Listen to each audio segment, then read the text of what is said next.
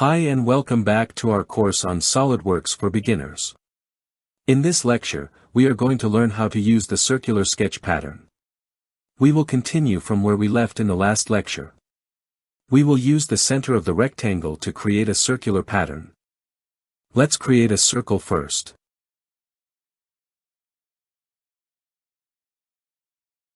Now go to the circular sketch pattern. See, this is our center point. It is creating multiple copies of our selected geometry along a circular axis around the center point. OK. Equal spacing is already checked. We can change the number of circles. We can type here or use the arrows to increase. If you want to skip anything, click on Instances to skip and select the positions you want to eliminate. OK. See how we can create multiple copies in a circular pattern. Just go to Undo. And again choose a circular sketch pattern. Select the geometry.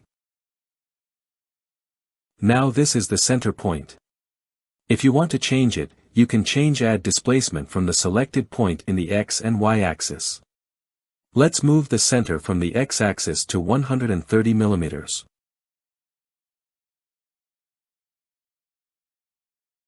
And from the Y-axis, 140 mm.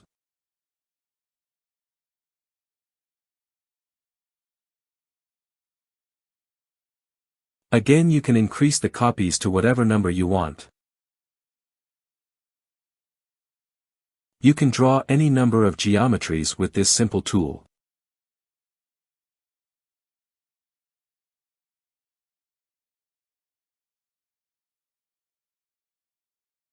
Now, select Instances to skip. So we learned how to copy entities in a linear or circular pattern. In the next lecture, we will learn how to move and copy entities, randomly, without any particular pattern. Thanks for watching this lecture, see you in the next one.